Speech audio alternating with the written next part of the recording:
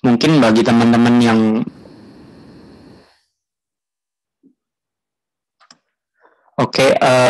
kalau kemarin teman-teman yang belum join mungkin belum kenal sama aku nih.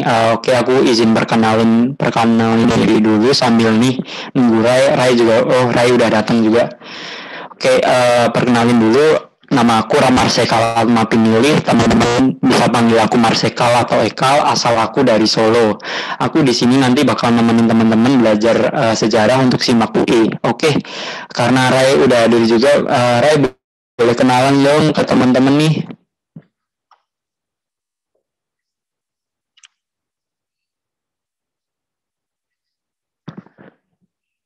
Bentar guys, Oke, Rai boleh. bentar guys, Oke. bentar. Rai, sambil nungguin lo, gue panggil salah satu dulu nih buat kenalan sama kita semua biar nantinya makin kenal juga karena kan kemarin aku juga belum kenalan dari dalam sama teman-teman. Aku mau panggil satu nama nih, ntar nanti Rai juga bakal panggil satu nama. Formatnya nanti kenalannya gini. Nah, teman-teman sebutin nama kalian, asal daerah kalian, terus nanti kalau mau ikut SIMAK UI mau diterimanya di jurusan apa nih? Aku pilih satu ya teman-teman. Jadi, aku mau pilih Sesum Aleta nih. Boleh dong kenalan ke. Iya, halo semuanya. Kedengeran nggak ya? Oke, kedengeran. Iya, halo semuanya. Aku Aleta dari angkatan 2021. Rencananya di SIMAK UI nanti aku pengen diterima di Ilmu Komunikasi. Amin. Doain teman-teman. Oke, cakep nih anak komunikasi nih. Oke, good luck Aleta. Ya, good luck juga Oke, semuanya. Semangat, semoga kita lolos. amin. Oke, gimana Rai? Udah siap belum? Oke, udah siap sih. Tunggu deh. Kalau lo menurut gue jangan banget deh. Kayak toa ya masih guys. Emang keras banget ya Toa guys. kal. Bentar deh, Iya. gue kecilin deh. Oh, udah lebih baik. Sini. Iya kan kebesaran kal. Gimana Rai? Oke. Aku mau kenalan dong. Masih? Masih kayak dengung gitu loh kal. Oh, oke deh. Segini cukup. Tunggu deh. Aku mau nanya dong, suara aku kayak ada suara angin gitu nggak? Suara aku kayak depan kipas angin gini. Enggak ya? Oke. Ada dikit. Oke deh. Ada dikit. Ada. Demi apa? Suara aku kecil banget. Oke, Dikit. bentar aku gede. Bentar ya, aku mau gede kok guys, tapi bentar aku share screen dulu ya. Mana sih? Kal yang mau share screen gue apa lo? Kal. Kal hilang. Enggak masuk Bal, suara kamu Bal. Aduh gimana sih masa aku tutup. Masuk nggak? Dah masuk. Oke. Nah, silakan Iqbal, perkenalkan dirimu. Tunjukkan pesonamu sekarang. Namaku panggil aja Iqbal. Si Maui aku rencana ambil ilmu komunikasi. Doain ya semuanya. Amin, doain Iqbal ya guys. Oke, bentar. Kok ini nggak bisa dipencet sih? Oke, bisa deng. Hehe. Bentar guys, ini kayak kalnya udah ada belum sih? Kayak kal. Kalnya aja hilang guys. Menunggu kayak kal dulu nggak sebentar? Disconnect. Oke. Razan ini nanti di record ya? Oh udah. Nanti dulu orang Ramazan, jangan di record sekarang. Oke. Oh ya, sebelum belajar kita berdoa dulu dong. Gimana sih kalian masa nggak berdoa? Oke, aku mau kita berdoa menurut agama masing-masing. Berdoa dimulai.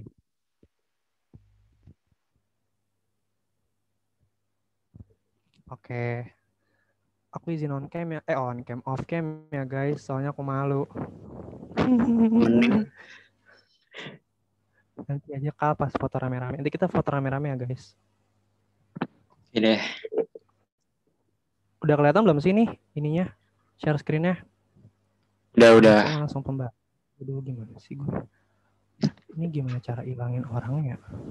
Bentar nih kok ada orang-orangnya ya guys? Bentar. Gue nggak mau ngeliat. Oh gini. Ya. Oke. Kita mulai dari nomor 1. Oke. Mulai nggak nih? Udah pada siap belum? Aku mau nanya Mulai dulu. dong. Mulai ya. Oke. Aduh, ini soalnya kelihatan nggak sih guys? Aku ngeri nggak kelihatan deh. Udah. Udah ya. Oke, kita mulai nomor 1. Bismillah. Aku pengen nunjuk orang dulu nih di nomor 1 untuk bacain soalnya. Aku mau siapa ya? Aku mau Amira dong. Amira boleh on mic bacain soalnya, minta tolong. Amira. Ya, halo Kak. Dengar nggak suaraku? Udah. Oke. Nomor 16. Jenis sumber Iya. sejarah yang paling dianjurkan untuk digunakan dalam penulisan sejarah kontemporer adalah untuk... Nah, coba nih guys, bantuin Amira jawab di kolom chat atau bisa langsung on mic. Apa jawabannya? Sumber kebendaan bukan. Oke, Aku D, Kak. Oke, yang lain gimana nih?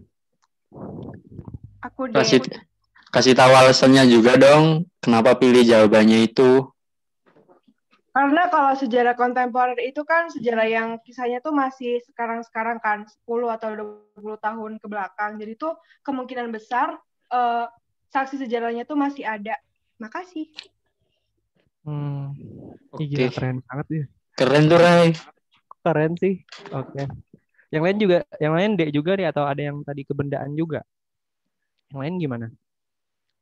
Masih banyak tuh yang ada D, ada yang E juga, Ray. Dibahas aja gimana coba. Oke, kita masuk pembahasan ya. Gedeng. Aduh, kok ini langsung nomor banyak. Ayo gue. Ya, kelihatan. Ya, kelihatan. Ya. Maaf guys, kelihatan jawabannya. Tunggu bentar. Ih, kok kelihatan sih curang. Oke. Aku jawabannya sama Ekal yang D. Kenapa? Kan kita tahu ya sejarah kontemporer itu seperti tadi yang udah dijelasin sama teman kalian. Itu masih belum lama terjadi gitu loh. Dan masih ada saksi dan pelakunya. Jadi kayak lebih baik ditanyain secara lisan gitu. Secara interview gitu loh. Kalau sejarah kontemporer menurut aku jenis sumber sejarah yang paling dianjurkan gitu. Kalian bisa lihat di sini ada Amin Rais. Ini kan dia kan masih hidup ya. Terus ada Mikhail Gorbachev. Terus kalau kalian tahu juga ada yang mirip Ardhito Pramono, tau nggak? Budiman Sujatmiko.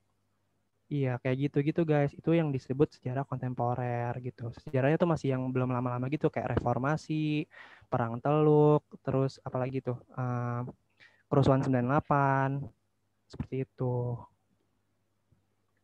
Paham gak yang apa yang aku jelasin? Apa kayak aku belibet? Enggak kok, Ray. Paham tuh. Itu juga ada yang nanya. Kenapa? Di platform Ungu katanya jawabannya A tuh, sumber kebendaan. Mungkin bisa teman-teman yang dijelasin dulu. Kenapa yang A gitu? Siapa tahu aku berubah pikiran. Oh itu Alia tuh udah dibenerin sama Alia tuh.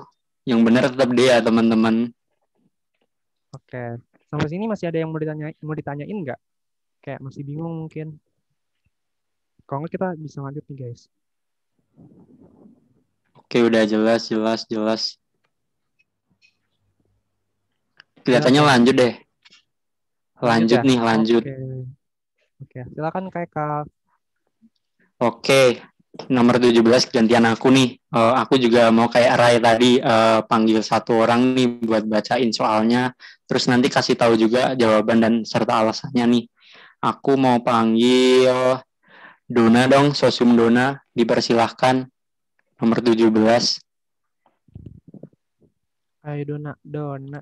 Semangat Dona. Dona. Dona menu. Nomor 17. Kedengeran nggak ya? Kedengeran? Udah. 17. Pegunungan Seribu atau Gunung Sewu merupakan tempat ditemukan peralatan dari batu pada masa Paleolitik dan Neolitik yang sangat kaya. Pegunungan ini terletak di, aku jawabnya C, pesisir selatan Pulau Jawa. Oke, kenapa tuh jawabannya C? Apa emang udah di situ atau gimana? Kurang tahu juga sih, Kak. Saya searching. Oke. Gak apa. Oke, nggak apa-apa. Keren. Makasih Dona. Oke, teman-teman yang lain juga boleh nih jawab nih. Apa nih jawabannya nomor 17? Dipersilahkan. Oke, ini ada yang jawabnya C juga. C. Oke, kelihatannya ini kelihatannya juga C. Gimana nih, Ray? Langsung aja atau gimana? C lihat di maps. Oke, langsung nih. Oke, jawabannya. Oke, jadi jawabannya bukan privat Alfaiz ya. Oke, jadi gini, Pegunungan Seribu itu salah satu bentuk pegunungan yang terletaknya itu di pesisir Pulau Jawa. Itu pegunungannya itu berderet gitu, mulai dari Gunung Kidul, terus Wonogiri, hingga Tulungagung. Nah, kemarin aku juga baca nih, ternyata di Pegunungan Seribu itu emang benar banyak peninggalan-peninggalan hasil budaya masa Paleolitikum sama Neolitikum. Kalau masa Paleo sama Neo itu kan batunya masih batu-batu yang masih benar-benar berubah banget ya. Jadi alat-alatnya itu sebagian besar dari batu. Terus ada juga tulang-tulang, tanduk, cangkang kerang. Terus alat produksinya juga masih sederhana. Jadi mungkin buat berburu itu masih pemukul gitu. Terus ada sisa-sisa perapian kan makhluk. Oke deh. Sisa perapian gitu, terus ada limbah makanan juga. Jadi jawabannya ini yang C ya teman-teman. Apakah ada yang mau ditanyakan soal ini? Ayo, ada yang mau jawab nggak? Ada yang mau menyanggah nggak? Atau kayak udah paham Kak? Jelas Kak katanya. Nah, siap. Oke. Ini seru banget deh kalau rame gitu tuh. Oke, lanjut ya. Tunggu, aku mau warnain dulu. Jawabannya tadi yang C ya. Kenapa tuh C? Karena cinta. Karena letaknya emang di situ. Kirain karena cinta. Enggak, kan sih gue bercanda. Oke, kita lanjut Ray. Apaan sih? 18. Selain sumber Cina, informasi sejarah tentang Kerajaan Singasari terdapat dalam naskah. Ayo, coba bisa langsung on mic atau kayak langsung di chat juga nggak apa sih? B. Gila udah pinter ya ini mah. Kita nggak usah belajar lah kalau pada pinter. Jangan dong. Udah pada pinter gimana? Gila. Lu B. Ada yang tanya tuh, Ray, lu B. Kenapa tuh? Bahas aja nih, kenapa kok B? Ada yang tanya juga atau B. Ada yang mau menjelaskan nggak nih? Kenapa B? Kenapa A gitu?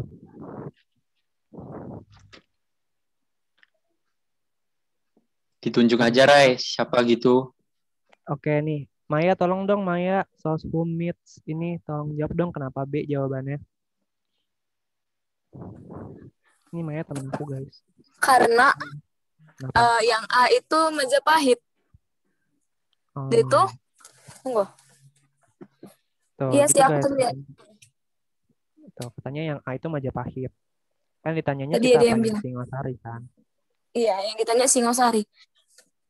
Iya, betul Maya. Terima kasih Maya. Oke, kita langsung aja ke ini ya, ke pembahasannya. Nomor 18 itu jawabannya B. Nah, kan tadi dibilang tadi ada apa sih? Aku lupa soalnya. Oke, kan tadi jawabannya B ya. Kenapa yang B itu? Nah, B ini tuh isinya adalah sejarah Raja-Raja Singasari dan Majapahit di Jawa Timur gitu, guys. Nah, kalau yang A itu kan Negara Kertagama. Negara Kertagama itu kan ini ya, apa namanya, isinya yang dibuat sama si siapa sih? Empu Prapanca ya, kalau nggak salah. Empu Prapanca itu bikin isinya tuh tentang sosial politik, terus kebudayaan, tentang apa sih, kerajaan Majapahit gitu. Nah, kalau yang option Wilwatikta ini ternyata aku juga baru tahu sih, ini Wilwatikta ini adalah nama lain dari Majapahit tapi dalam bahasa Sanskerta gitu. Ini Maja tuh Wilwa dan Tikatnya Pahit gitu, guys. Dan kalau misalkan kalian kayak, aduh Desa Warnana tuh apa sih? Aku juga sebenarnya kayak masih bingung gitu atau kemarin kayak ini apa ya? Aku nggak tahu juga gitu loh. Ternyata Desa Warnana ini adalah nama lain dari negara Kertagama gitu, guys. Menjawab nggak? Paham nggak?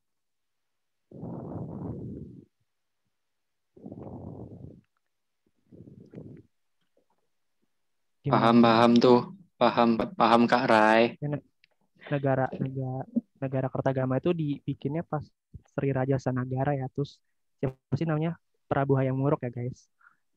Negara Kertagama. Oke. Oh ya, fun fact, Empu Prapanca itu ayah angkatnya Sri Raja Sanagara, guys. Oke. Oh, kalau Sutasoma kita kayaknya dari SD udah belajar ya. Aku kelas SD masa udah belajar, guys. Jadi Sutasoma ini dia isinya yang Bhinneka Tunggal Ika nggak sih, guys? Ya nggak sih, Kal? Bener-bener ya. Bhinneka Tunggal Ika itu yang berbeda-beda tetap satu jua. Oke. Paham gak nih? Apa aku kayak kecepatan gitu? Mungkin. Pokoknya kalau misalnya aku kayak salah Kak, itu langsung ngomong aja ya, langsung on mic. Nggak apa-apa, aku nggak omelin. Karena kita ngabis bersama, anjay. Oke. Oke, paham. Oke, lanjut nggak nih? Teman-teman yang lain. Ini ada yang tanya tuh, Poki, Sutasoma tuh dikarang sama Empu Tantular kan ya? Bener ya, bener-bener. Sutasoma itu dikarangnya sama Empu Tantular. Pintar Poki, Poki aja lah yang ngajar. Gimana nih yang lain? Lanjut nggak, guys? Ini ada yang mau berpendapat nih, Rai. Boleh. Oleh sih jadinya. Boleh. Silakan Dian. Kalau mau onik boleh. Iya ya. Suara aku kedengeran. Kedengeran. Aku kan tadi baca di buku, ya kayak PDF gitu. Di situ tentang kitab Negara Kertagama. Ya kan itu emang dari Majapahit, tapi kayak dia ada cerita dikit gitu tentang si kerajaan apa sih ini, lupa. Kerajaan Singasari. Ya. Katanya tadi isinya tentang kalau kerajaan Singasari itu punya hubungan yang baik sama Majapahit, sama ada yang berisi daerah-daerah bawahan Singasari. Jadi tak pikir tadi jawabannya Negara Kertagama, Kak. Iya benar. Oke, gimana tuh, kayak kamu nanggapin nggak? Boleh aku. Jadi gini kan tadi Dian pendapatnya kan Negara Kertagama itu nyinggung dikit sama Singasari.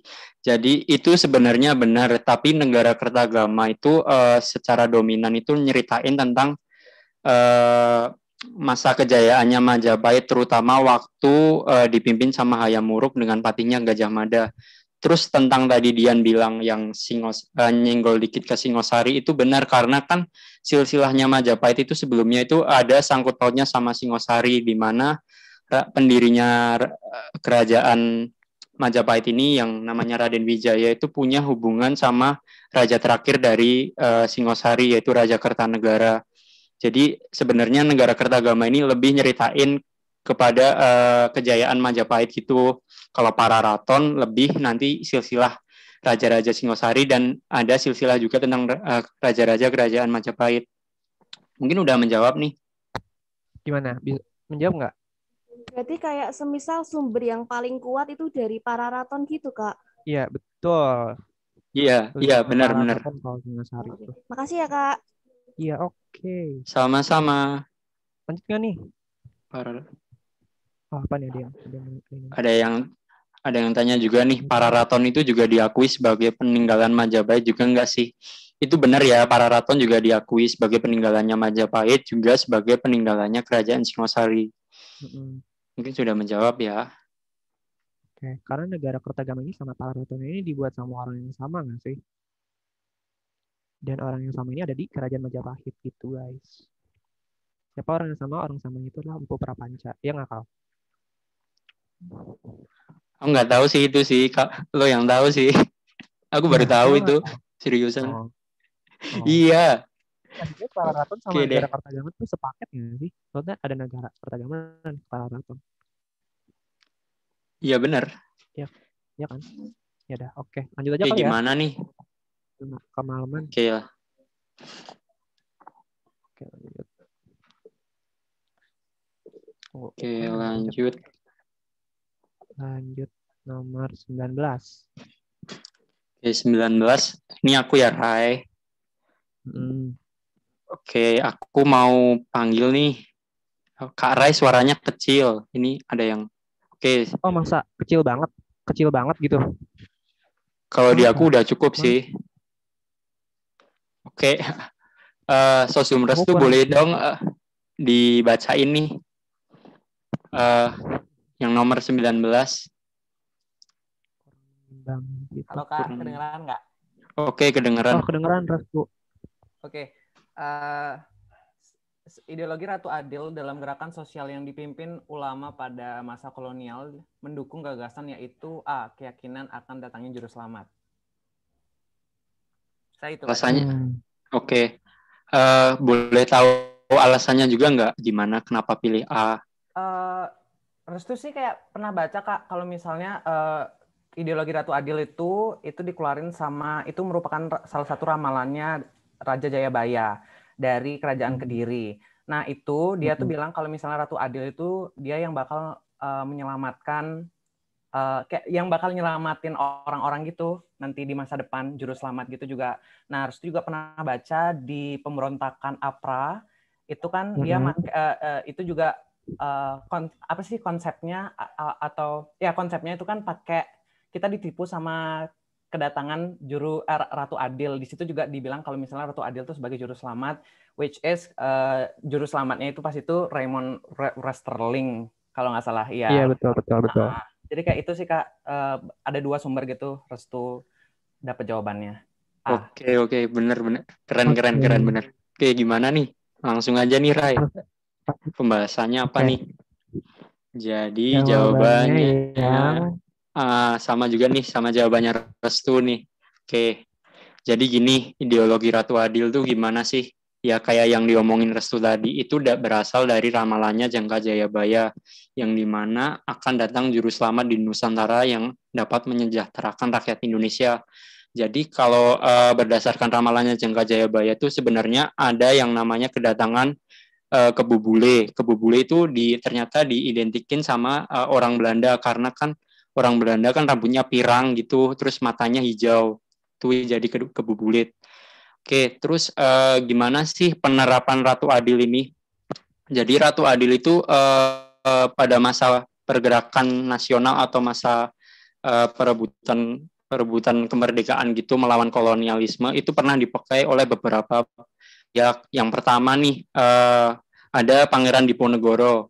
Pangeran Diponegoro itu waktu perang melawan Belanda, beliau itu bilang gini kepada pasukannya bahwa dia itu Ratu Adil yang sesuai dengan ramalan Jangka Jayabaya, bahwa dia itu nanti bisa ngalahin Belanda, sehingga itu nanti sebenarnya memicu juga perpecahan dengan salah satu sekutu Diponegoro yaitu Kiai Mojo. Selanjutnya ada nih nanti Hosokro Aminoto. Kalau Hosokro Aminoto ini sendiri bukan dia yang menyebut dirinya sebagai Ratu Adil, tetapi para anggota-anggota atau simpatisannya itu menganggap Hosokro Aminoto ini pemikirannya sangat maju pada saat itu, sehingga beliau dianggap itu sesuai dengan ramalan Jangka Jayabaya. Selanjutnya benar yang yang dibilang Restu tadi, Raymond Westerling. Dia itu menganggap dirinya juga Ratu Adil yang nantinya bakal membebaskan rakyat Indonesia juga, tetapi itu nanti lebih ke hubungannya ke Belanda yang Raymond Westerling nanti. Jadi kenapa jawabannya A? Karena Ratu Adil ini intinya tentang kedatangan juru selamat yang akan membebaskan rakyat Hindia Belanda dari pihak kolonialisme. Jadi yang benar yang A ya teman-teman.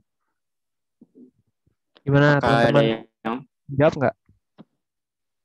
atau kecepatan nih jelasinnya juga boleh banget kok Langsung diprotes. ini aja ya, langsung Ya. ngomong aja ya pokoknya. Jangan malu guys, kita sama-sama belajar. Oke. Benar-benar kata. Paham nggak nih? Kamu lihat dong yang paham siapa? Ya guys, paham nggak? Oke. Oke, Paham nih, paham. Oke, makasih. Oke lah, next ya. Next nih, Rai. Oke. Oke, nomor 20 aku lagi sih ini sih.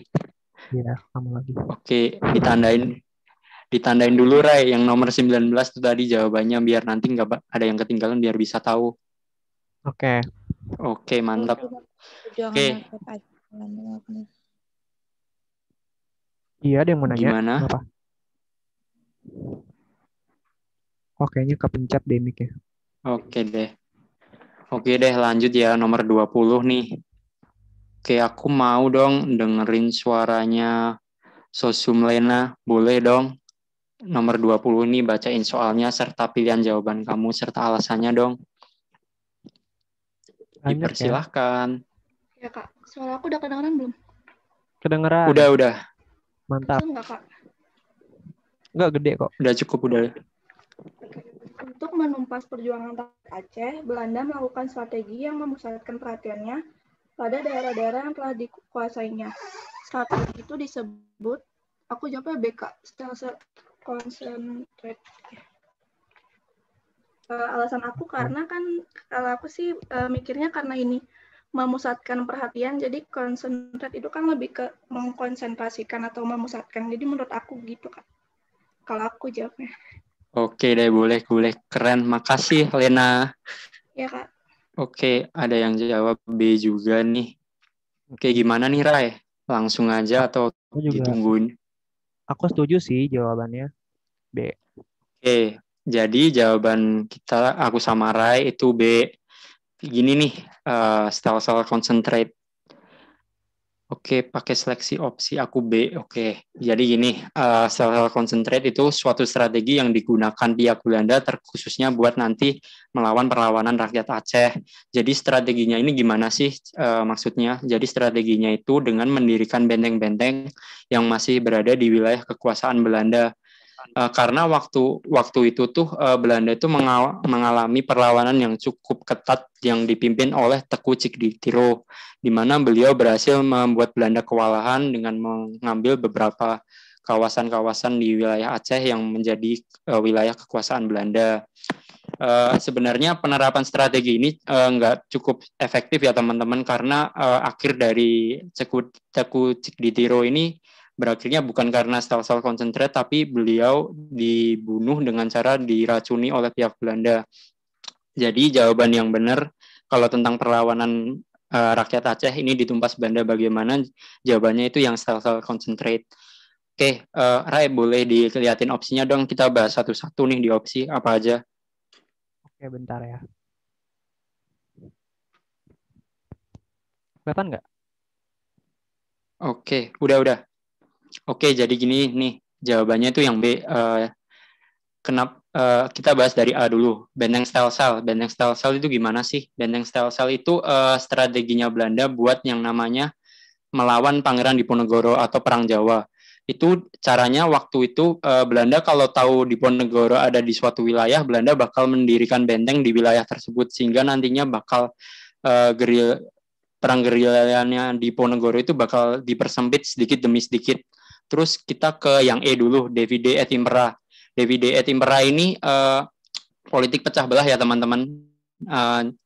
Banyak sih dipakai Belanda waktu di perlawanan ini, mulai dari yang dulu di Mataram kuno, terus waktu di Kesultanan Banten antara Sultan Haji sama Sultan Ageng Tirtayasa. Kalau perang Sabil ini dikobarkan di Sumatera Selatan yang waktu itu Tuanku Imam Bonjol dan Pangeran Diponegoro juga pakai strategi ini nih juga. Kalau yang C itu gimana nih, Rai? Aku kurang tahu nih yang C. Aduh, aku lupa, bentar. Kalau yang C ini setahu aku shooting line ini tuh garis bendung gitu loh guys. Jadi untuk membendung apa namanya serangan dari rakyat-rakyat Indonesia, Belanda tuh ngebuat garis gitu, garis perbatasan gitu kalau nggak salah. Setahu aku sih gitu. Aku juga gak lupa sih ini shooting line ini, aku nggak tahu gimana cara ngomong. Oke, ini ada yang tanya nih Rai. Tapi E sebenarnya masuk nggak Kak? Oke, kan tadi tuh yang E itu Dewi DE Timera. Dewi DE Timera ini sebenarnya dipakai sih sama Belanda waktu Perang Aceh, tapi khusus strategi tertentu yang khususnya dipakai Belanda waktu Perang Aceh ini adalah sel-sel konsentrat ya teman-teman. Karena Dewi DE Timera ini dipakai secara luas sih, bukan hanya di rakyat Aceh aja. Jadi gitu. Mungkin menjawab. Gimana yang lain? Menjawab nggak pertanyaannya Kak Ekal? Ini pertanyaan Kak Ekal. Laura sih bertanya. Oke, paham nih. Menjawab. Oke, thank you. Oke, next nih, Rai. Selanjutnya nih. Next ya. Oke. Kok malah menjawab? Bentar. Tunggu aku buletin dulu.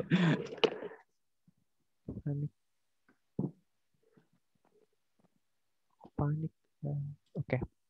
Nomor 21. Aku mau dong dibacain juga. Manja banget nggak sih? Tapi nggak apa. Kita kan rame-rame guys. Aku mau dibacain sama siapa ya? Zafi dong, Soshum Zahafi. Dok nggak tahu gimana cara ngomongnya. Zafi. Iya, Kak. Oke, Zafi bisa minta tolong dibacain. Oke. Untuk mewujudkan persatuan Indonesia dalam arti menyatukan seluruh kekuatan politik, Soekarno mengajak beberapa pimpinan organisasi kebangsaan untuk melakukan fusi dengan mendirikan. Aku jawabannya A, Kak. Yang lain gimana nih? Setuju nggak sama Zafi? Zafi boleh dijelasin nggak kenapa pilihnya yang A? Soalnya kan yang A itu PPPKI itu kepanjangan dari Pemufakatan Perhimpunan Politik Kebangsaan Indonesia, Kak.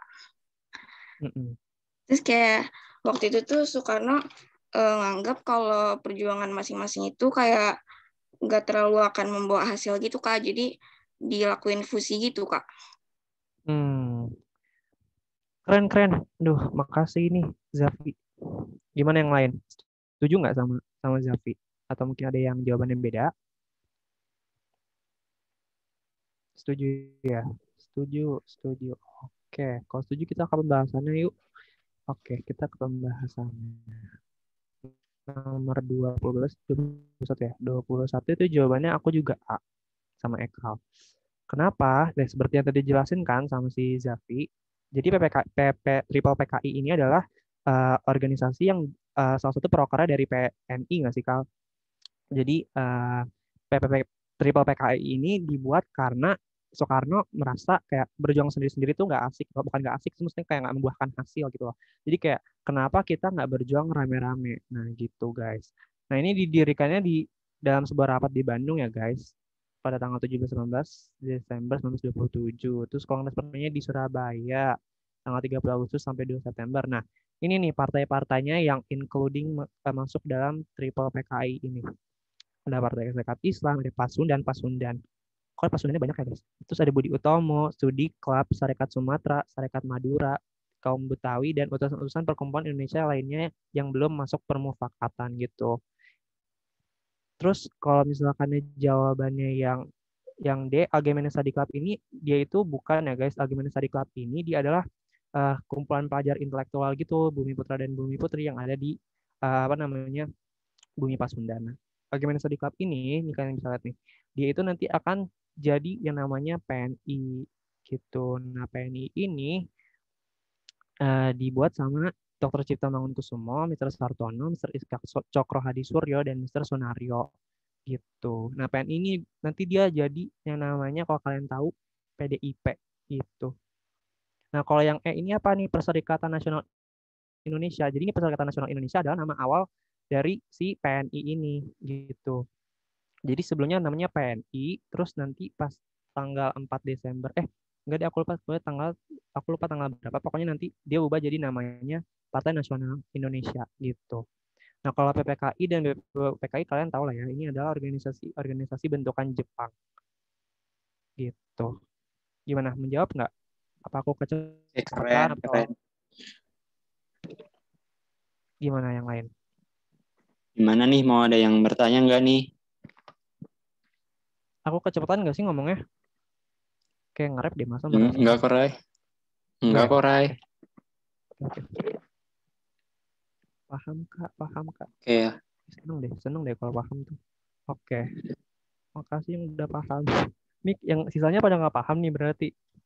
Paham kan ya? Aku takut salah gitu loh guys, masih. Oh, Algemene Study Club itu dia tadi adalah perkumpulan pelajar gitu, intelektual Bumi Putra dan Putri yang ada di Bumi Pasundan. Nah, nanti dia bakal jadi yang namanya PMI gitu. Ini cikal bakal. Apakah sudah menjawab? Leo, apakah sudah menjawab? Leo, menjawab nggak, Leo? Oke, udah tuh, Ray. Nanti Partai Nasional Indonesia. Enggak, kebalik. Jadi Perserikatan Nasional Indonesia dulu, baru nanti jadi Partai Nasional Indonesia itu. Itu nama awalnya. Tapi correct me ya, kalau misalkan aku salah atau kebalik gitu. Seingat aku sih gitu. Oke, Gilang. Bisa dilanjut nggak nih teman-teman? Gimana nih teman-teman, lanjut nggak nih? Navia, Bisa. Nick, kenapa Navia? Bisa. Mau ngomong apa? Ngomong aja. Apakah ada pertanyaan, Navia? Navia, kamu mau ngomong apa, Navia? Oh, udah. Kelihatannya salah pencet deh. Iya, Oke, lanjut nih. Oke, lanjut ya ke nomor 22. Aku lagi ya, Kal? Ya, Ray lagi nih. Oke. Aku mau siapa ya? Aku mau Gilang dong. Gilang. Bisa on mic nggak Gilang? Bisa Kak, bisa. Tolong dibacain. Oke. Bentar. Silakan Gilang. Ya. Selama masa pendudukannya di Indonesia, pemerintah Jepang berupaya menarik simpati bangsa Indonesia dengan cara, kalau sayang B, Kak, melarang penggunaan bahasa Belanda. Oke. Yang lainnya gimana nih? B juga apa gimana? Dipersilahkan. Kebanyakan E deh, Ray. Oh, ini ada yang A tadi. Wah, ada yang A, keren banget. Oh iya, ada yang A juga nih. Oke.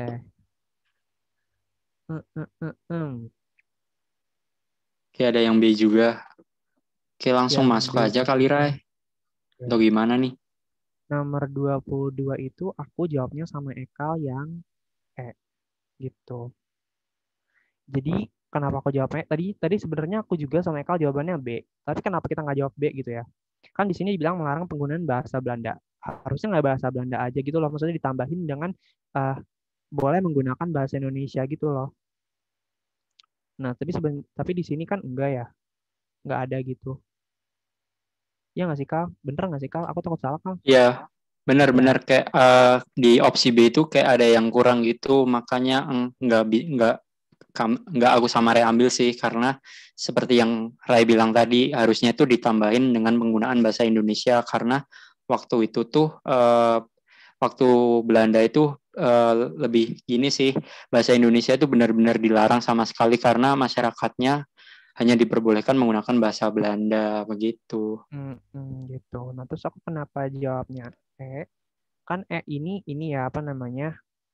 Ditanyakan yang ini kan simpati bangsa Indonesia ya. Jadi kalau menurut aku yang ini kan peta ini tuh sampai ini loh, sampai dia bikin iklan gitu suruh join gitu loh. Nah, peta ini juga kan kalau kalian tahu dulu nggak ada yang aku mau flashback ke Belanda dulu. Jadi di Belanda itu kan ada namanya Kenil kan ya. Kenil ini kan kalau kalian tahu yang boleh masuk cuman orang-orang Belanda doang gitu loh.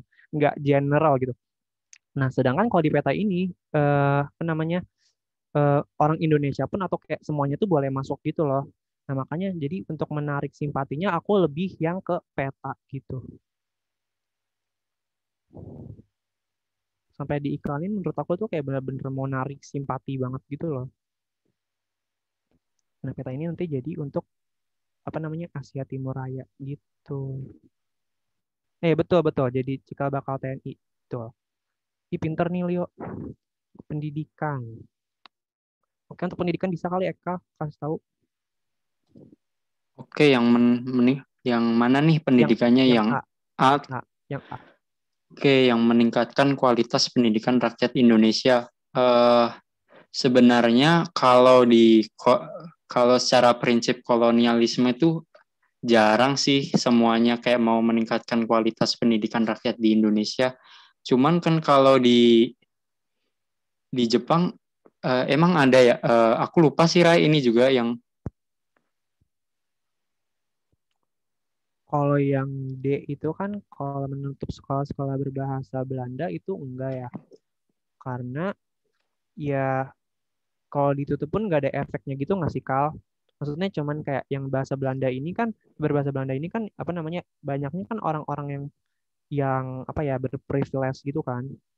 Sedangkan rakyat-rakyat kecilnya yang nggak berpengaruh juga gitu kalau yang D.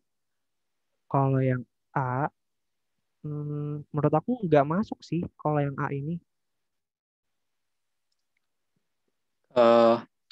Ini nanti dibahas di Discord aja gimana nih yang opsi A, teman-teman. Karena sebenarnya ini nomor 22 tuh bener-bener debatable banget loh. Jadi kayak bener-bener kita bisa debat bisa lama gitu loh guys. Tapi menurut aku untuk sekarang dan sama Ekal tuh jawabannya yang E. Lebih ke yang E. Oke. Sementara E dulu ya teman-teman, nanti kita bahas bareng di Discord. Oke. Kak. Iya. Kalau pemerintahan Jepang itu lebihnya ke militernya nggak sih? Jadi pendidikannya tuh nggak terlalu ditekanin gitu. Nah, benar. Akademiknya. Iya tuh. Iya benar. Lebih ke ini sih, lebih ke militer gitu loh kan, sampai kayak ada keibodan gitu-gitu kan. Sampai ada gunseikan gitu-gitu deh. Aku lupa. Oke, aku juga mau nambahin nih. Oke, lo dulu deh Rai. Enggak, udah.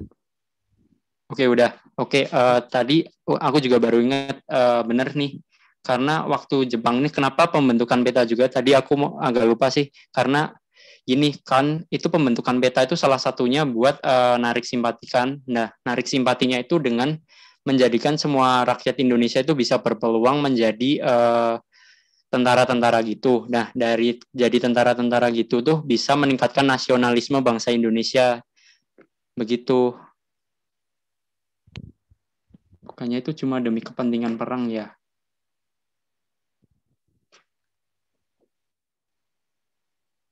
Oke, ini ada yang mau nambahin nih. Tadi siapa yang mau nambahin? Aku lihat. Aku. Kedengeran nggak suaranya? Oke. Kedengeran, Han? Udah. Gimana, Han?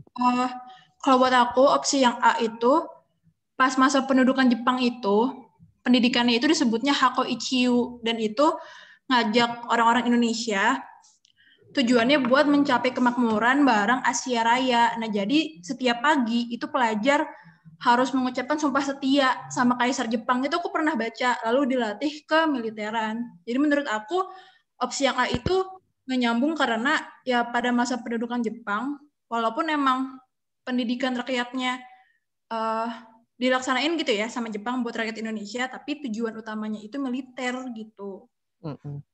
Hakoicho ini nggak sih Han yang yang semboyan pada masa PD2 itu, yang masa perang Asia Timur Raya, iya nggak sih?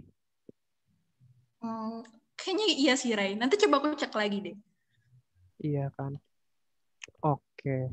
Gimana nih yang lain? Kita dulu aja kali ya nih biar kayak nggak kelamaan gitu loh. Nanti kalian kemalaman. Gimana yang lain? Kita dulu ya. Nanti kalau misalkan kayak masih mau debat kan. Kalau mau debat bisa di Discord.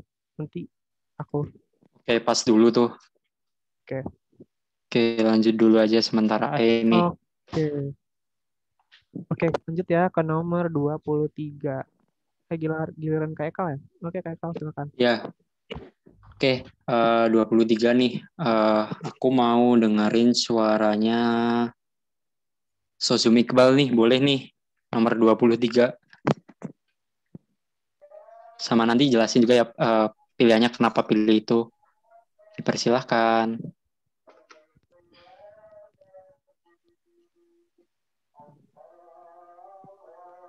Tes. Masuk nggak? Masuk. Berikut Silahkan. ini yang termasuk rencana pembangunan 5 tahun pada Kabinet Ali Sastroamidjojo II adalah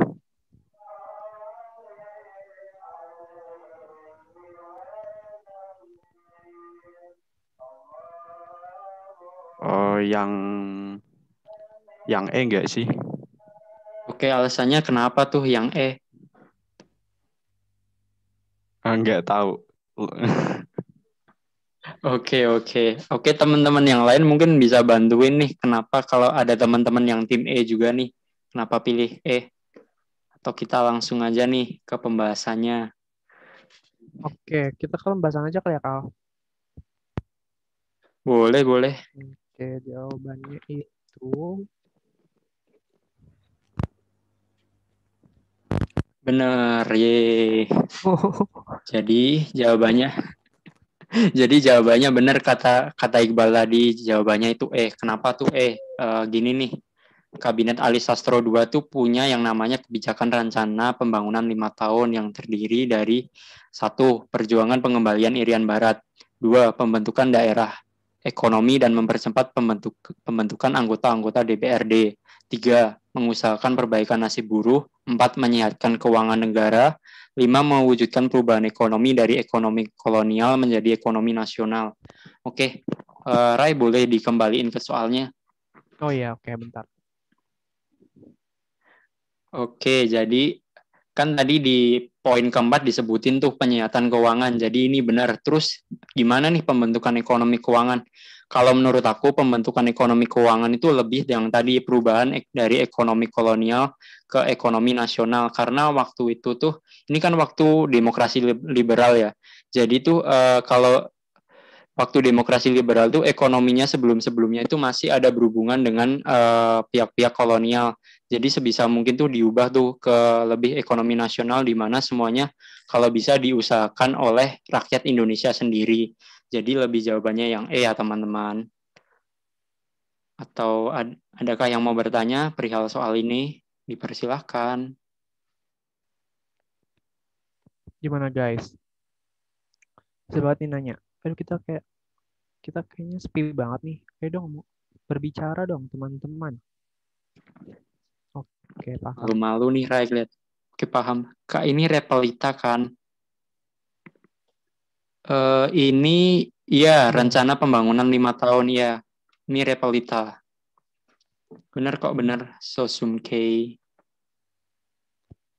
Kali ini aku lagi buka apa ya, Kak? Ini aku pencet lagi. Soal sih. Masih soal kan ya? Aduh, sorry guys. Masih soal.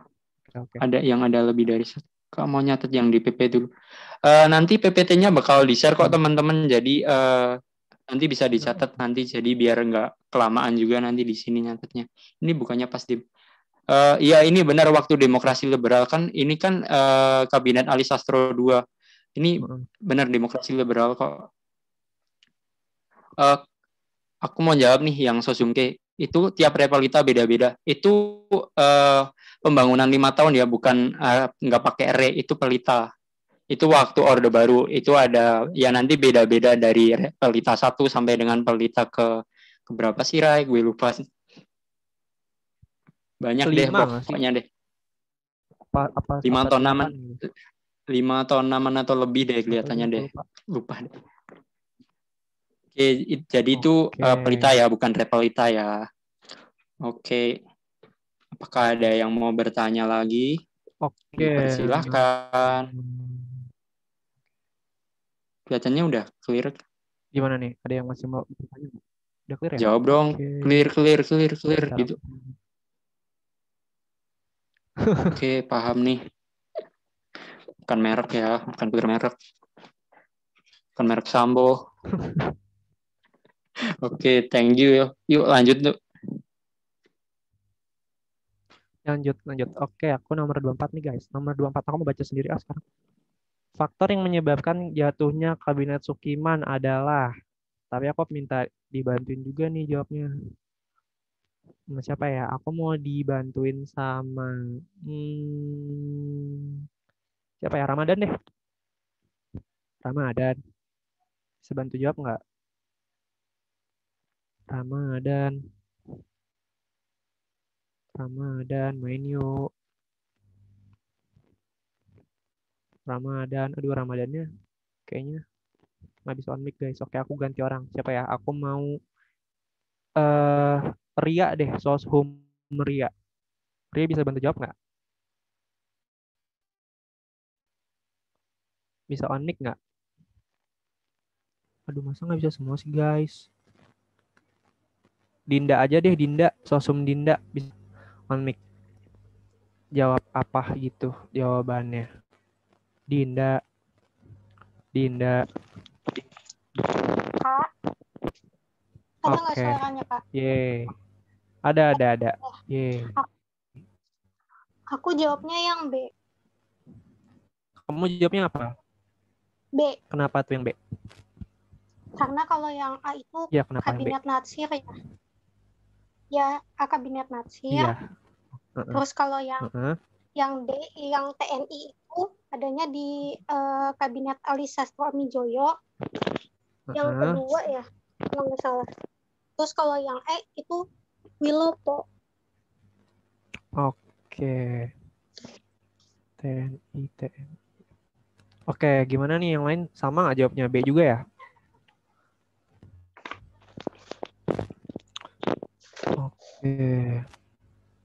Oke, ini langsung aja kali ya, Kal. Ini aku nge-lag lagi. Boleh. Ini aku nge-lag nggak sih, guys? Enggak ya? Lancar kok, Ray.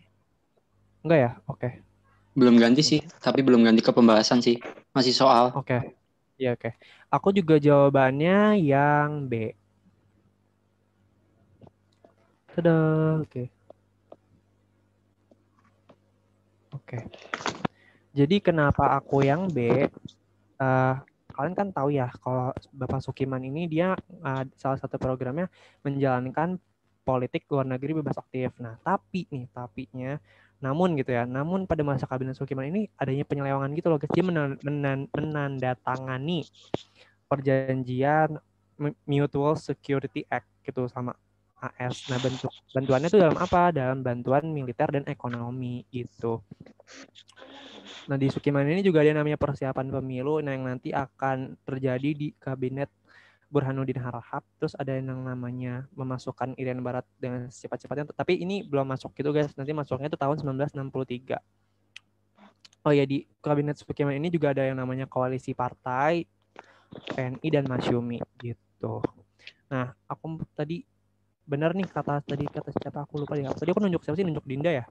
Kata Dinda benar, yang A ini adalah terjadinya di kabinet Natsir ya, guys. Terus kalau misalkan yang gerakan separatis itu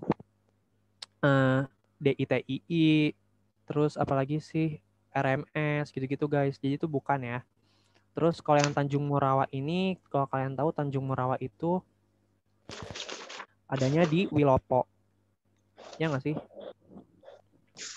Bener. Di Deli Serdang ya, di Deli Serdang. Jadi dia itu kalau nggak salah dikomporin sama PKI gitu loh. Jadi asing sama lokal tuh berantem gitu loh. Polisi tembak 5 petani nggak sih sampai meninggal. Kalau Tanjung Morawa. Bener, Ray. Oke. Terus apa lagi tadi ya? Kalau yang TNI AD tuh aku lupa di mana. Di mana ya kalau aku lupa kalau TNI AD. Di Ali. Itu di Ali 1 sih ya? tadi ya, ada ya. Ali 1 ya. Itu lebih ke pertentangan sih dalam TNI. Kemunduran gitulah, guys, pokoknya. Kalau persoalan TNI. Jadi aku lebih jawabnya yang B. Ini sebenarnya sering banget nggak sih keluar di soal-soal gitu? Sumpah deh. Bonus guys ini, guys. Ini kayak sering banget aku juga nemu kayak beberapa kali. Oke, lanjut nggak nih? Paham nggak? Paham nggak, guys? Apa kok kecepatan? Paham, Pak. Kalau paham kita lanjut nih. Oke, paham nih. Oke, makasih Nurul. Oke, lanjut ya. Kita ke nomor 25. Siapa nih? Oke, aku nih 25 nih. Oke, 25 nih. Aku mau bacain dari yang atasnya nih, teman-teman jawab benar atau salah nih. Oke, Muhammad Hatta menyatakan bahwa demokrasi terpimpin merupakan demokrasi yang tepat dan patut bagi bangsa Indonesia yang baru merdeka. Benar apa salah nih teman-teman? Yang atasnya dulu nih. Salah. Oke, salah. Oke, Gimana, yang salah boleh. Kenapa nih? Kok yang atas salah nih? Boleh. Karena sebenarnya yang menyatakan bahwa demokrasi terpimpin itu merupakan lebih bagus buat bangsa Indonesia itu Soekarno, bukan Muhammad Hatta, Kak. Oke, benar banget nih. Jadi ya yang menyatakan demokrasi terpimpin itu sesuai buat kelanjutan kepemimpinan di Indonesia itu Bung Karno ya teman-teman. Sementara kalau Muhammad Hatta itu nanti beliau itu benar-benar menolak dengan keberadaan demokrasi terpimpin ini. Bung Hatta itu lebih pro dengan demokrasi liberal. Oke, lanjut nih.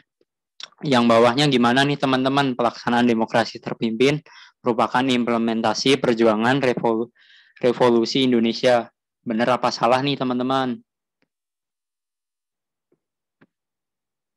Oke, benar. Oke, boleh dong ada yang mau jelasin juga yang bawah kenapa nih pilih benar, kenapa nggak salah?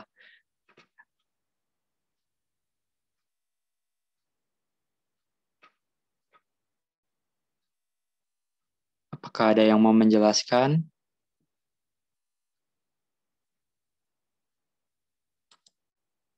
Oke, Ray, masuk aja nih. Kelihatannya nggak ada nih.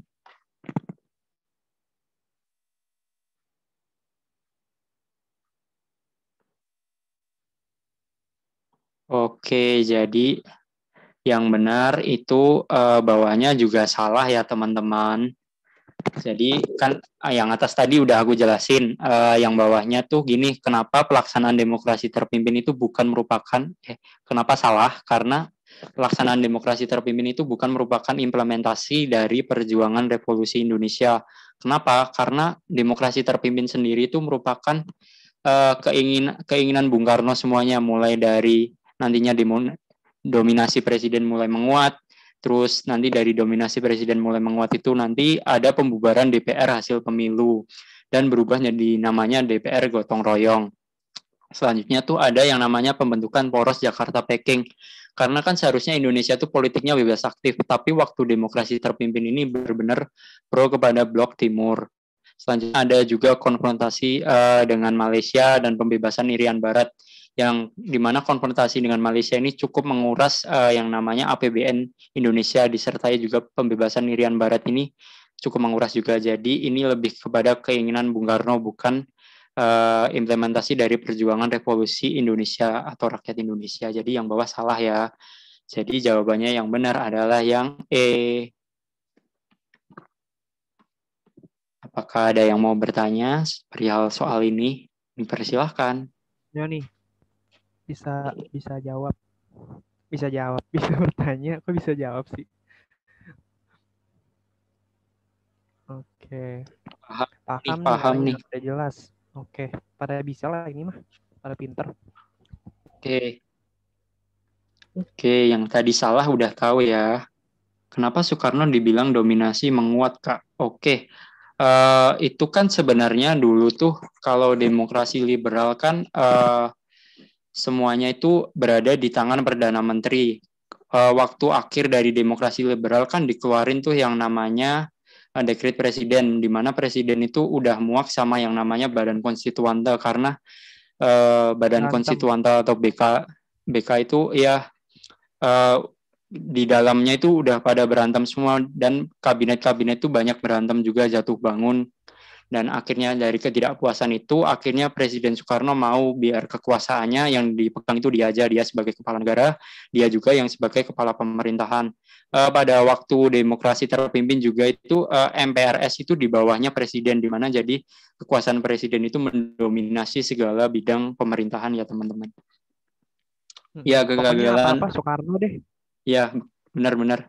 Ya, kegagalan pembuatan UUD ya. Jakarta. Oke. Lanjut kali ya. Aku ke atasin aja deh. Oke. Lanjut ya? Apakah lanjut ya? Lanjut. Lanjut kalian udah yang kemaman. Oke, berapa soal lagi ya? Oke. Tinggal Silakan. dikit kok. Siapa lagi sih? Kamu yang Kak. Ya, dua aku lagi nih. Oke. Kayak tadi lagi ya, aku bacain yang atasnya dulu. Teman-teman jawab nih, benar apa salah. Oke, politik luar negeri Orde Baru menjalankan kebijakan politik bebas aktif sebagai kelanjutan Nevos dan Oldevos. Salah atau benar? Gimana nih? Salah. Oke, salah. Pernyataan atas salah. Salah. Oke, apakah? Oke, boleh dijelasin dong kenapa salah, Restu? Karena boleh lagi dong? Karena Oldevos sama Nevos itu ada di demokrasi terpimpin. Itu Soekarno yang buat. Ya benar ya, itu kayak yang dibilang Restu tadi, Nevos sama Oldevos itu punyanya Soekarno, di mana Bung Karno itu membagi negara itu menjadi dua, yang satu Nevos, yang satu Oldevos. Nevos itu negara-negara yang baru merdeka, sementara Oldevos itu negara-negara yang bisa dibilang negara-negara barat yang udah lama merdeka. Sementara politik luar negeri Orde Baru itu nggak menerapin ini sama sekali. Politik luar negeri Orde Baru itu lebih ke politik bebas aktif. Jadi yang atas salah. Oke, yang bawah nih gimana nih? Terjadi pemulihan hubungan antara Indonesia Malaysia, pengakuan terhadap Republik Singapura, dan masuknya kembali ke forum PBB dan membuat proses pembentukan ASEAN menjadi lebih mudah. Oke, benar. Oke, apakah ada yang mau berpendapat tentang yang bawah nih? Kenapa benar? Boleh dong suaranya.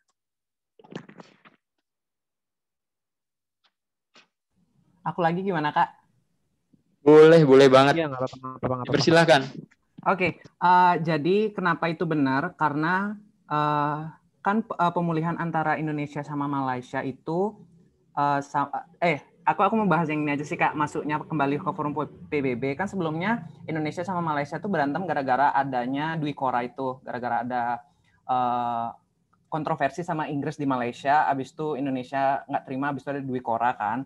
Abis itu gara-gara Malaysia diangkat sebagai kayak pokoknya jabatan penting gitu di PBB, makanya Indonesia keluar dari PBB tanggal 7 Januari 1965. Nah, tapi dia kembali lagi tahun 1966. Nah, gara-gara abis itu ASEAN tuh dibentuk 1967. Nah, di situ kayak udah kelihatan sih, Kak, karena dia gabung balik sama PBB tahun 1966. Itu dia kayak lebih mudah membuat ASEAN di 1967. Jadi menurutku itu benar. Oke, keren banget. Makasih Restu pendapatnya nih, atas bawahnya keren bener. Oke, kita langsung bahas nih Ra, yang bawahnya nih, masuk ke pembahasannya.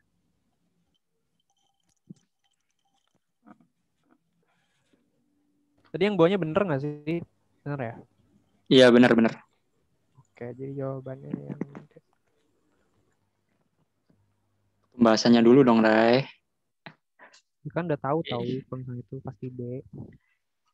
Oke, jadi yang bawahnya itu benar kayak yang dibilang sama Restu tadi. Ya, Orde Baru itu memulihkan hubungan dengan yang namanya pertentangan pada waktu demokrasi terpimpin dulu. Jadi mulai dari pemulihan hubungan Indonesia-Malaysia, di mana Menteri Luar Negeri Malaysia Tun Abdul Razak bertemu dengan Menteri Luar Negeri Indonesia Adam Malik, di mana menandatangani yang namanya Bangkok Agreement atau Perjanjian Bangkok, di mana ini merupakan awal dari pemulihan hubungan antara Indonesia dan Malaysia.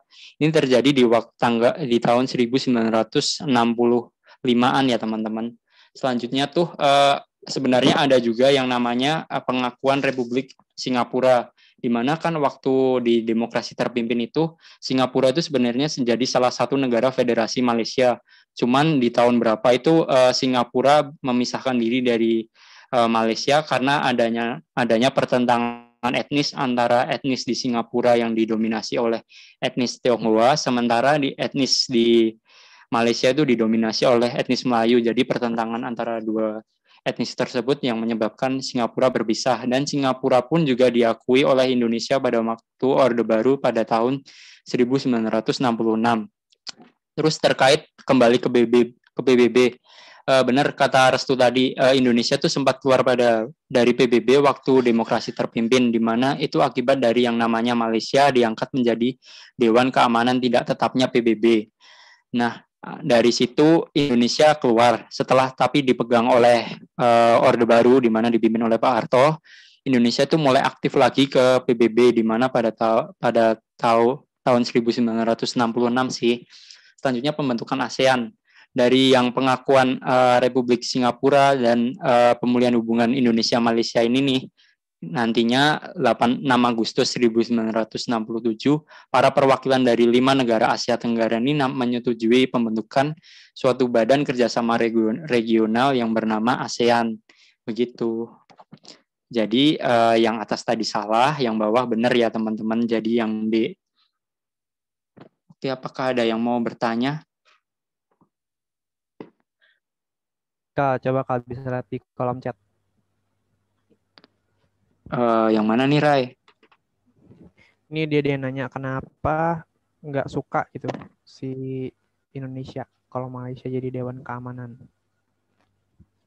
Oke, gini, Malaysia itu kan sebelumnya merupakan ada sih sebenarnya persetujuan antara Indonesia, Filipina, sama Malaysia tentang wilayah di Sabah dan Sarawak. Indonesia itu mulai nggak suka sama Malaysia karena dianggap itu sebagai negara boneka Inggris, di mana Bung Karno pada waktu itu di demokrasi terpimpin menganggap kalau Malaysia didirikan ini bisa jadi yang namanya neokolonialisme atau kolonialisme baru dari Inggris, begitu. Jadi bukan iri ya teman-teman. Oke, apakah ada yang mau bertanya? Bukan iri ya, jadi. Kali Hyung. Oke. Siap Hyung. Oke Hyung. Lanjut kali ya Hyung. Lanjut ya ini. Lanjut ya. Nomor. Oke Rai, gantian Rai. Emang aku ya? Oh iya. Aku lagi guys. Aku takut dah. Oke. Nomor 27. Aku juga mau ikutin Eka. Biarin aja. Penolakan pertanggungjawaban Presiden B.J. Habibie pada sidang paripurna MPR 12 tahun 99 tidak dilakukan melalui mekanisme pemungutan suara atau voting. Itu menurut kalian benar atau enggak? Aku mau on mic dong, yang on mic aja dong, jangan di chat, aku malas buka chat. Bener nggak? Ngomong aja gitu kayak bener gitu. Salah. Kak. Salah. Soalnya pakai voting. Yang lain gimana? Duh, gimana sih penghapus? Kecoret. Oke. Salah ya. Tadi Nurul kenapa salah Rul? Soalnya pakai voting. Oke. Berarti ini salah. Kalau yang bawahnya, pimpinan MPR dan DPR menganggap Presiden B.J. Habibie tidak mampu menjalankan agenda perbaikan ekonomi dan sosial yang sedang dihadapi oleh bangsa Indonesia. Menurut kalian ini benar atau enggak? Salah. Kenapa salah? Ayo, coba. Soalnya justru di era Habibie itu memperbaiki perekonomian Indonesia yang dari belasan ribu jadi di bawah 7.000. Iya, bisa menangani inflasi dengan baik, Kak. Terus juga kayak parpol-parpol itu kan dibanyakin lagi gitu. Betul. Keren nih. Tadi ngomong Nida sama Nurul ya? Oke, makasih Nida dan Nurul.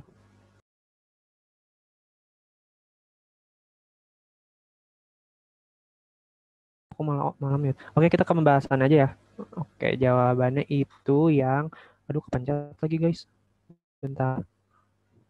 Pembahasannya. Nah, jawabannya itu yang betul. Jadi kan kalau kalian tahu tadi dibilangnya di situ katanya nggak secara voting kan. Sedangkan secara voting guys.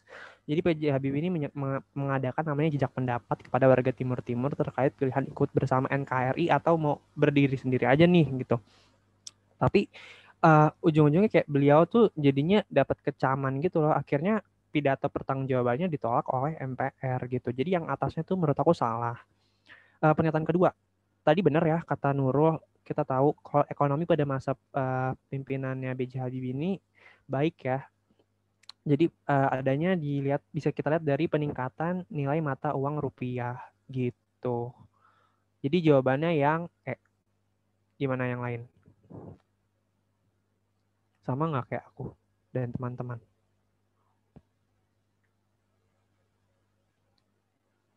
Oke.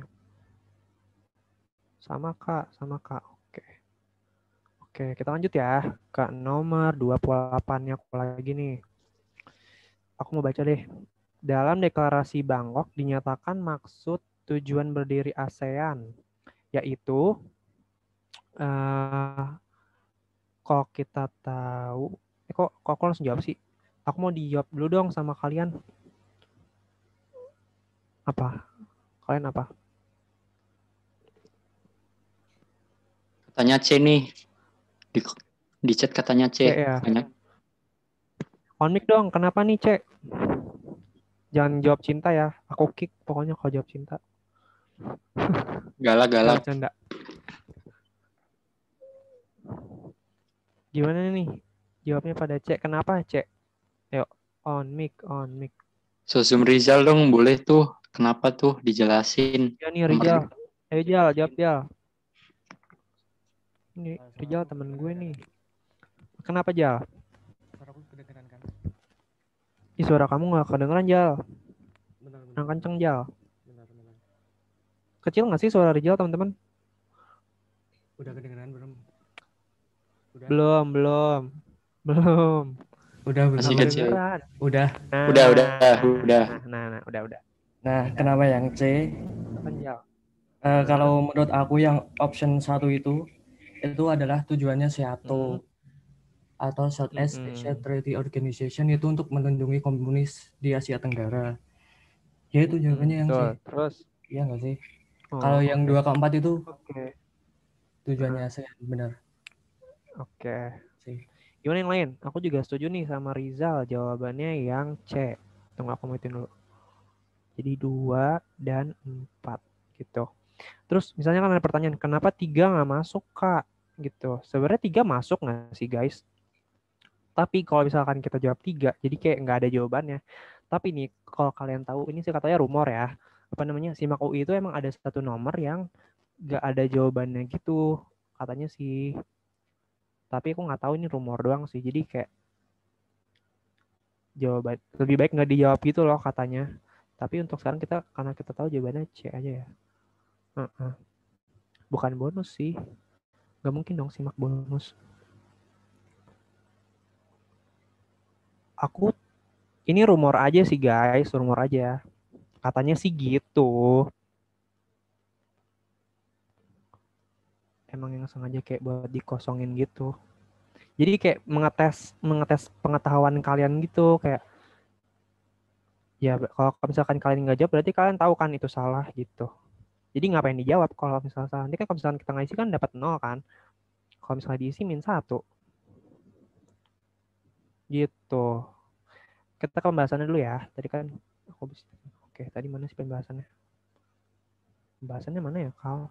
Tunggu. Kok nggak ada pembahasannya sih? Oh ini. Itu. Oke. Jadi iya. Maaf. Jadi jawabannya C ya, bener ya tadi. Kalau yang A itu bener kata Rizal, yang A itu adalah tugasnya SEATO. Gitu. Nih, poin 1 kali. Bukan A. Iya, poin 1. Iya. Poin 1, maaf guys. 1, mempercepat pertumbuhan ekonomi, kemajuan sosial, stabilitas regional, kerjasama aktif, terus bekerja sama efektif, data pemanfaatan pertanian, industri, memperluas perdagangan, meningkatkan taraf hidup rakyat gitu. Jadi jawabannya yang C ya. Kalau aku mau isi sih aku jawabannya C gitu.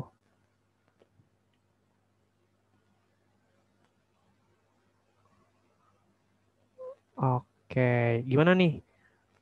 Lanjut ya.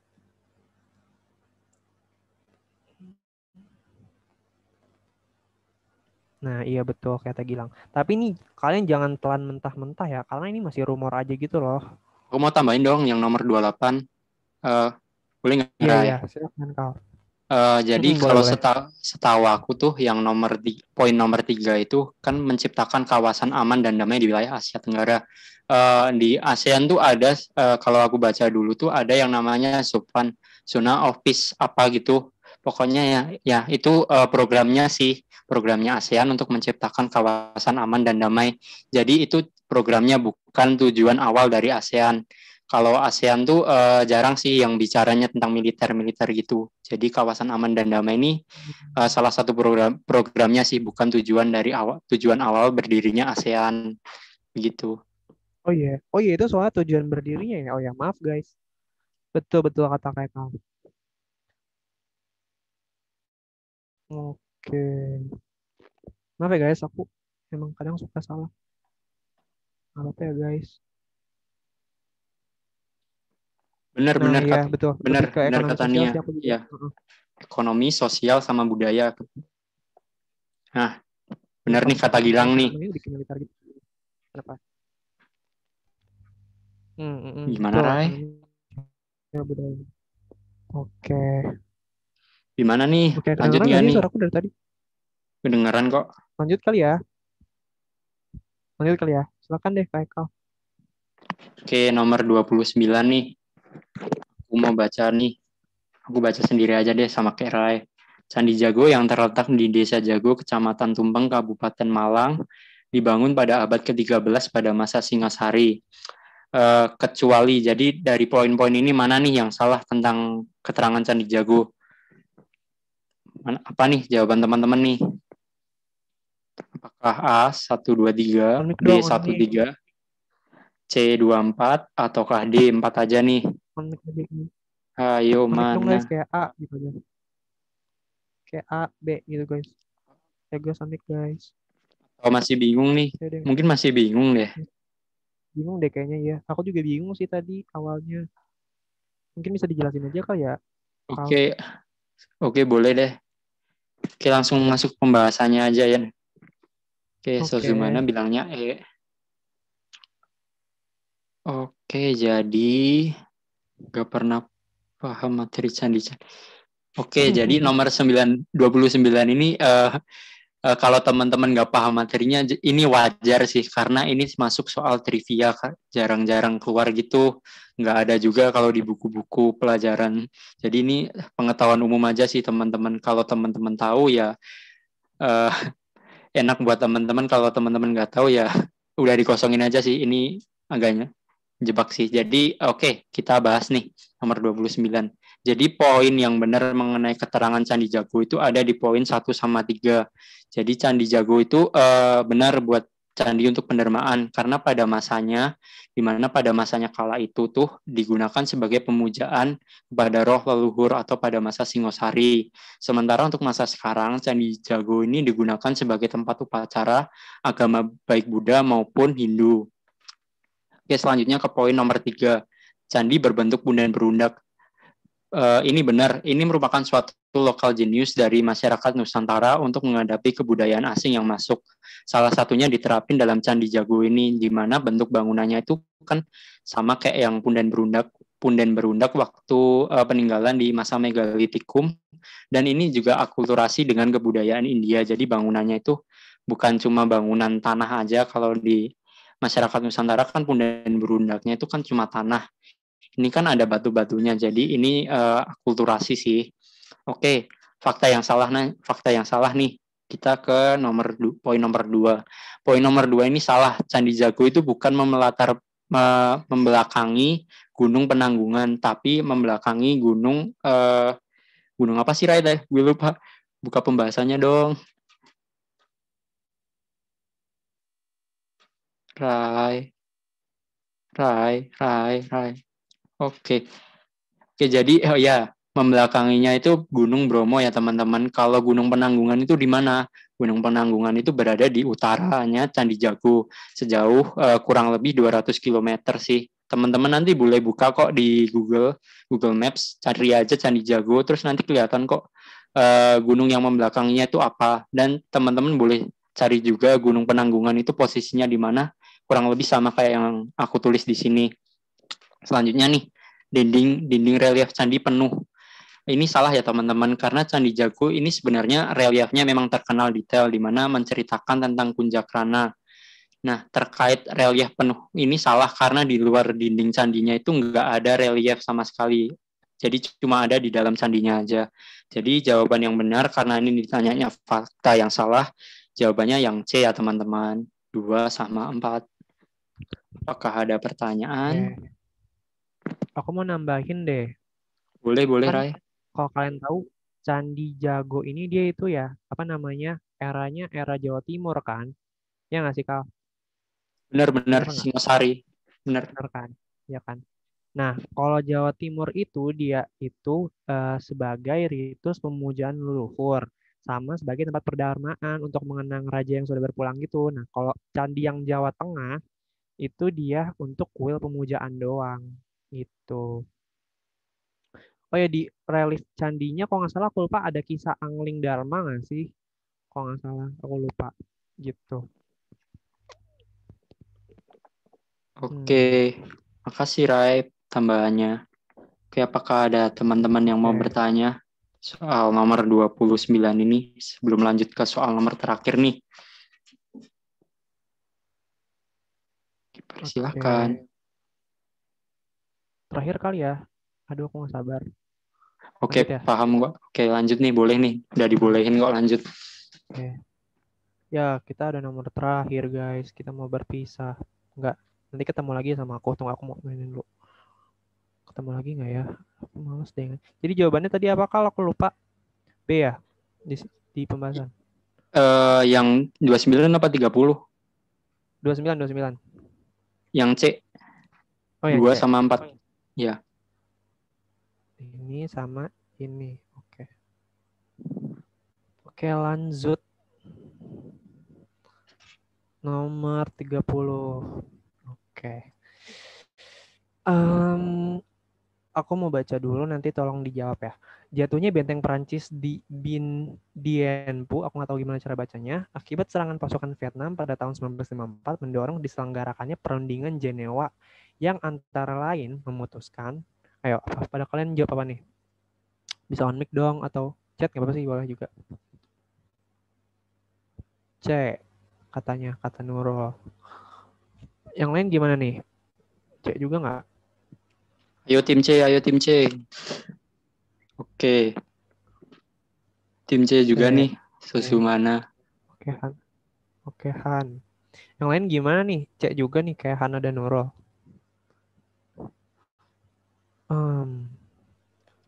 Guys, kalian pada tidur ya? Jangan tidur dong. Kelihatannya masih bingung deh yang nomor 30. Kirain aku tidur.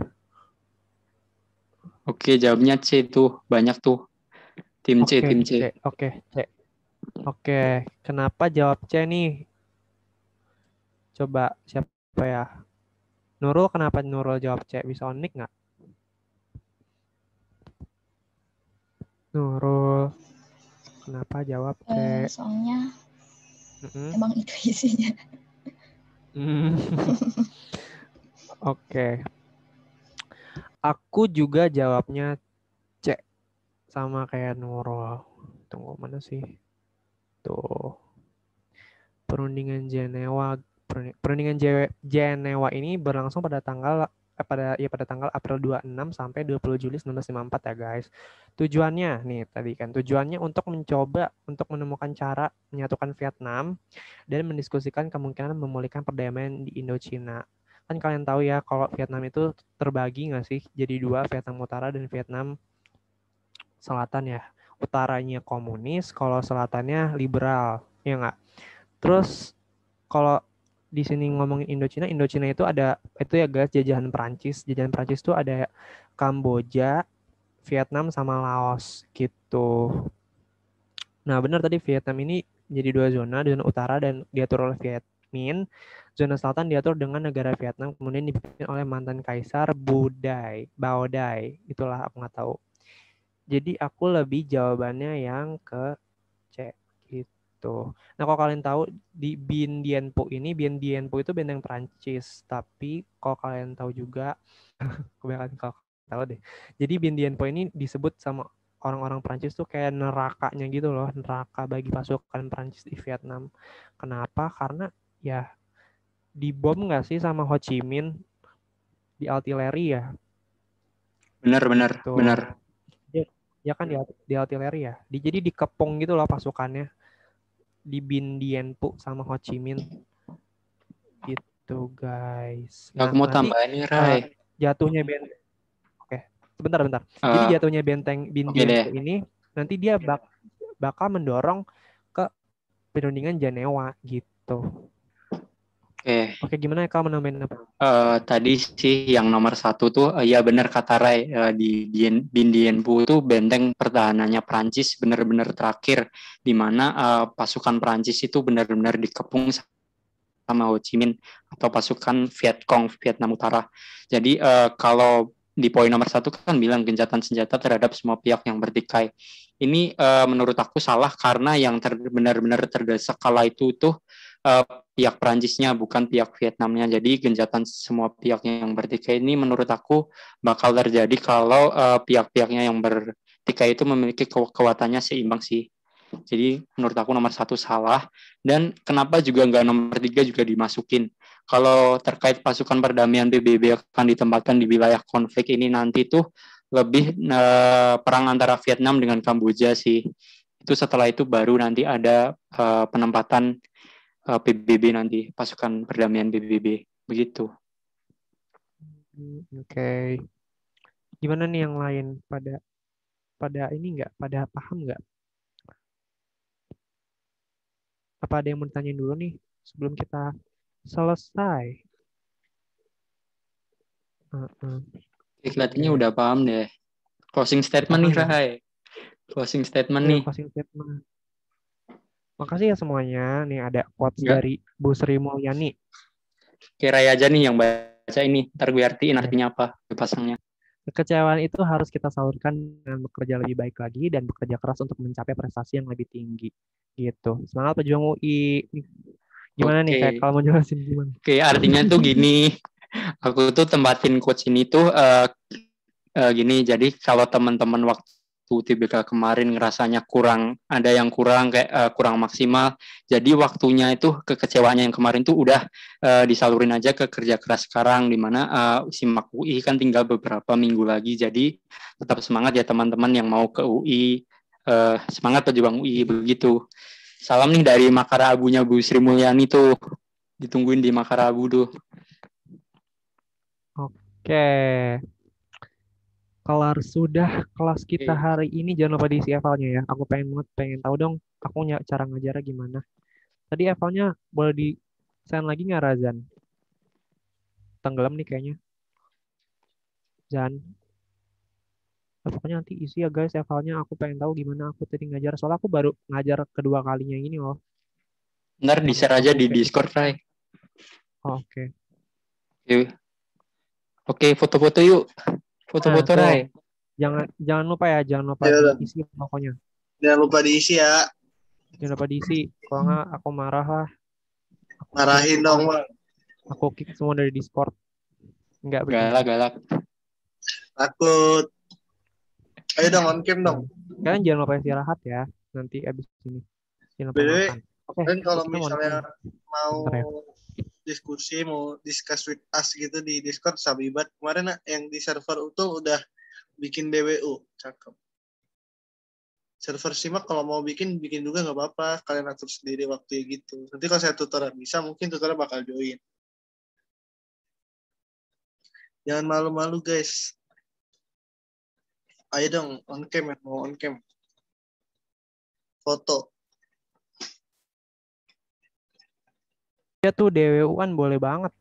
Kenapa nggak DWU-an, sumpah. Kalian tuh dia ngajak aku ajak aja guys. Kalau kalian mau ngajak aku nih, ajak aja guys. Aku senggang kok. Misalnya tutornya lagi nggak buka kelas lagi kosongnya bisa kok DWU-an. Tuh kan kalian juga mau SWU juga sapi sih. Kayak voice channel bisa on cam. Iya.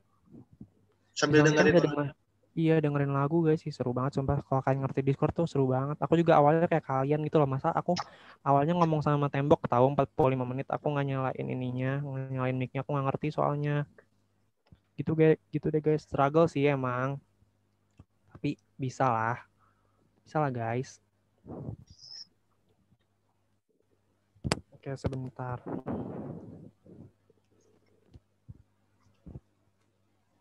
Tunjukin mukanya Rai, katanya mau tunjukin sekarang.